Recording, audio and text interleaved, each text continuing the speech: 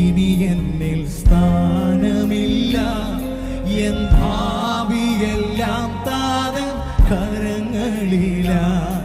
നിരാശ ഇനി എന്നെ തൊടുകയില്ല, പ്രത്യാശയാൽ അനുദിനം വർദ്ധിക്കട്ടെ. യാഹേ